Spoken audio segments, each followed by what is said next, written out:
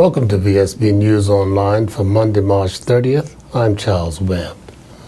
A last-minute improvement in the weather somewhat ironically turned the island's annual Earth Hour celebration on Saturday evening into an outstanding success, with over 500 people taking part in the special walk for awareness of climate change. Green Rock's Earth Hour chairman Eugene Dean explains. So the fact that we had the event was positive. Also, the numbers were great. We went from about 80-something participants to over 500 in about a week to a week and a half. So that was a huge success. Really just seeing the whole concept come together, at the waterfront and, all the glow apparatus, and it was an overwhelming success for all of us. We're just glad to see that this community initiative that brought so many different entities and organizations together, panned out in such a positive way. There wasn't a country in the world that didn't do it, so that's a good message. Yeah, definitely, and it was interesting because right after our event, we got a call from Earth Hour Global in Singapore looking for content. So, that's another relationship that we've really built on. So now Bermuda is tapped right into the whole global initiative, and there's an opportunity for Bermuda to be showcased around the world. And I think we made a good representation of ourselves in terms of what we achieved and, the amount of people that came out and supported it. And it's not just one day a year, is it? It's 365. Yeah, the goal of Earth Hour is to raise awareness. The campaign is to bring these issues to the forefront of our mind, and going beyond the hour is the real life of the theme, in the sense that all sustainable practices that we're made aware of or reminded of, that we actually implement those things into our daily lives and so they become habit. Even this process of producing this Earth Hour event, because of all the relationships that have been built, now that people have seen the potential of what we have before us, that relationship building will just continue. Bermudian students now have free internet access for U.S. colleges such as up-to-date reference books and material assistance in the application process and information on financial aid, thanks to a memorandum of understanding between the U.S. Consulate General and the Bermuda College. College President Dr. Duranda Green and Acting U.S. Consul General Linda Rosalick had these comments during today's official signing of the Memorandum of Understanding. Today's ceremony formalizes a partnership that is committed to providing accurate, comprehensive, and up-to-date information to Bermuda students through the establishment of an Education USA Reference Center on the Bermuda College campus here in our Korean Counseling Center. This innovative service, provided through Mr. Sechi and the Consulate, will assist Bermuda students in facilitating a successful transition to accredited American colleges and universities. This resource and reference center includes material on immigration requirements, access to scholarships and funding, university transfer advising, and much more. Bermuda College is pleased to join with the more than 400 Education U.S. centers around the world and would like to thank Mr. Sechi and his colleagues for helping us in continuing to meet our mission of setting Bermuda students on their paths to success. Bermudan students and their parents will now have a resource that has been missing on the island up until now. Education USA is a U.S. Department of State supported network of hundreds of advising centers around the world, which provides millions of international students with accurate, comprehensive, and current information about how to apply to U.S. colleges and universities. Now Bermuda can be part of that global grid through Bermuda College. This center will offer free internet access and advice to parents and students, regardless of the school that they attend, and they'll be able to search U.S. colleges and universities that are best fit for them. The U.S. Consulate will provide the Advising Center with up-to-date reference books and other material to guide the students in their academic and financial aid application process. The staff of the Counseling Center will also benefit from direct access to Education USA experts for help in responding to esoteric questions and concerns. We hope that Bermudan students will take advantage and take some time to explore the many benefits that are available through this center, including the proximity, quality, variety, and affordability of the Education Plus and the special nature of studying in the U.S., which includes campus living, diverse extracurricular activities, and exposure to international students. After looking carefully into the situation, Bradley Kading, president of the Association of Bermuda Insurers and Reinsurers, is confident that the UK's plans to invade the global insurance market will not have a negative effect on Bermuda. One is to change tax law, and one is to change regulation to encourage formation of alternative capital vehicles in London. So this is all part of an effort to make London a more active center in both reinsurance and commercial insurance. So this is part of the market that Bermuda has a leadership role in right now. There's a lot of alternative capital flowing into the business. I don't really see London setting up its own operation here as a threat to Bermuda. Bermuda has a leadership in catastrophe underwriting activities across the board, whether it's in traditional reinsurance or in insurance-linked securities. So it would be hard to really undercut Bermuda's leadership position. So the pie in terms of putting capital to work and taking on insurance risk needs to expand anyway. And so one could look at the UK government's action as a way to expand the pie, and that's probably good for everybody in the market. The thing still ongoing from a variety of sources, pension funds being the primary source of alternative capital, and that comes into the market in 3 or 4 different ways, with the ILS security being one of those 3 or 4 ways. I suppose in some way this is a compliment to Bermuda, is it not? I think it is. There's a good partnership between the UK and Bermuda. So this activity in the UK is just all about expanding market opportunities. The Reading Clinic, Bermuda's only school for learning disabilities, provided over 8,000 hours of one-on-one tutoring to several hundred students in 31 public and private schools last year. This is a kind of astonishing result that encourages donors such as Argus Group to make annual donations to the facility. It happened again this week, as Vsb News' Brian Darby explains. The Argus Group joined other donors today in supporting the Reading Clinic, a registered charity that provides literacy and numeracy training to individuals with learning disabilities.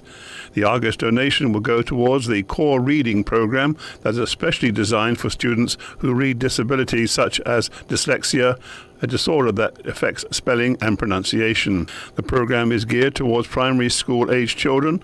The Reading Clinic incorporates the Orton Gillingham approach, an individualized, multi-sensory, language-based teaching strategy.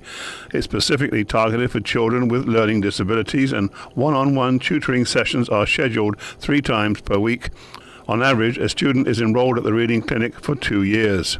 In the 2013-2014 school year, the Reading Clinic delivered a total of 8,288 hours of one-on-one tutoring to 267 students. The core reading program assisted 98 individuals, including children from 31 schools. Rand Darby reporting for Vsb News. And we'll be back with more news right after this.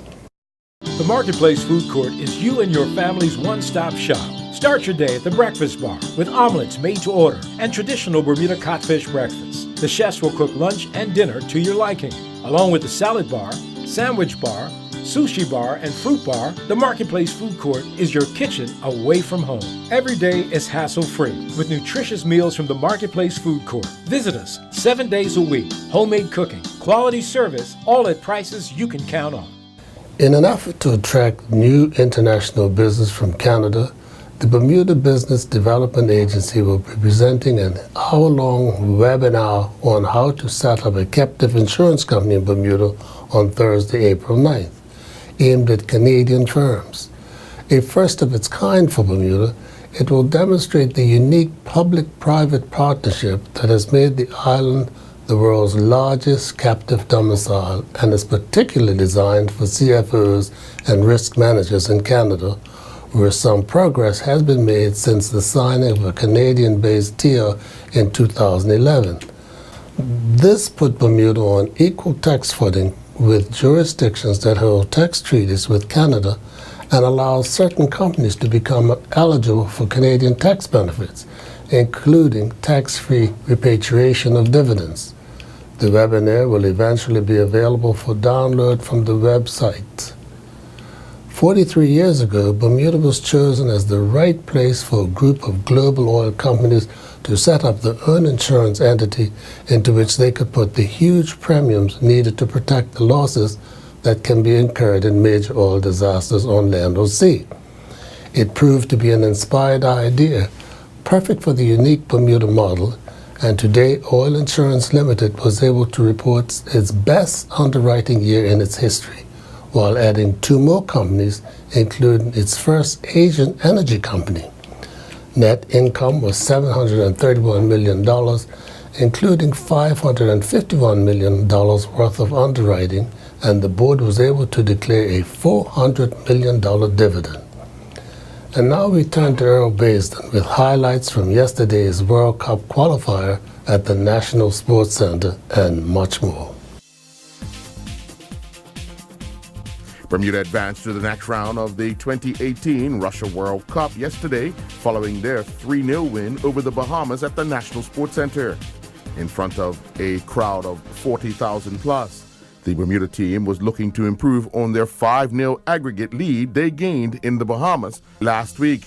Bermuda dominated most of the first half, but were denied the lead in the 45th minute when captain Nicky Wells watched his penalty kick come back off the underside of the crossbar. Bermuda's dominance finally paid off in the 79th minute when a Reggie Lamb ball over the top of the Bahamas defense saw Wells calmly place the ball into the back of the net. 3 minutes later, it was 2-0 when Tyrell Burgess was able to steer a shot into the net. Bermuda went ahead 3-0 when substitute Jonte Smith held off his marker before crossing the ball into the path of Wells to score from close range. Bermuda captain Wells was not pleased with his nor the team's overall performance. I'm satisfied to be victorious, but I'm not satisfied with the performance as an individual and as a team. But more importantly, we got 3 goals and we won, so I don't want to dampen that. But, we know we're well capable of a better performance and a better result. But, we got we come out at 8-0 victorious. We're delighted with 2 clean sheets. I think the defense has to take a lot of credit for that. And we've scored some goals, so I think overall as a team, we should be happy. National coach Andrew Bascom gave credit to the discipline of the Bahamas team. As you saw, they packed their defense and they were very organized. I think a victory for them would have been a 0-0, considering what they went through in Bahamas. But getting on the opportunity, players be patient, because when we come up against the Guatemalans, it's going to be the same way. So we have to be patient, keep chipping away, try get inside penetration, and it paid off. I knew once we got one, it would start to open up for us. Bahamas captain Dwayne Wiley said Bahamas came to pull off the unthinkable. We came here thinking we could win the game, honestly. I know when you see the first leg 5-0, you think to yourself, well, you have no chance in second leg. But I think we all felt that 5-0 was an injustice in the Bahamas. Like I say, we gave up an early goal, then a penalty, and then we had a red card. So when you're playing in those circumstances, it's easy for the game to get out of hand. But we knew we came here and we played our game and we kept our shape defensively and we looked to attack going forward. We could come out here and get a result. And for the most part, we almost did. Bahamas coach Dion Goddick believes his team done their country proud. Given the brand of football we tried to play and demonstrate that we have in us, I think the fans here, the patrons, appreciated that we came out to fight. We didn't come to lie down and die and give up, and that was important for us. I think Bermuda was under a lot of pressure after the first half, especially after missing again, I don't know if it was a penalty, but the ref called it a penalty, so it's a penalty. And hit under the bar, and we went off love. We came back out, and for 20 plus minutes, we were very much in this game.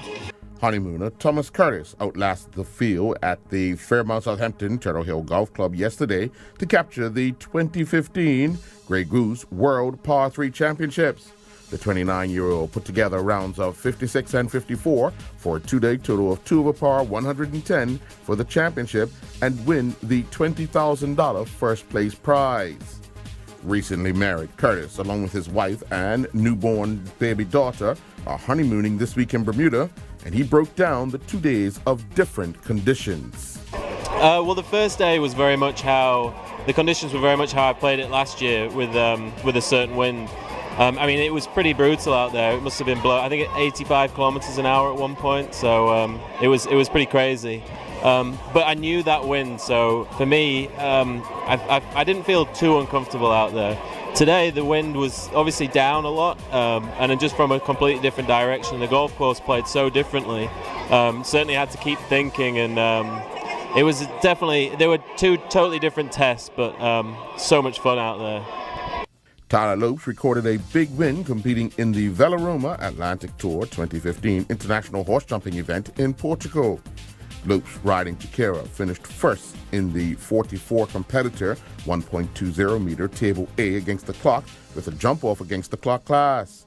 In the first round, the pair clocked a clear round time of 67.42 and they then clocked a winning clear round time of 34.25 in the jump off.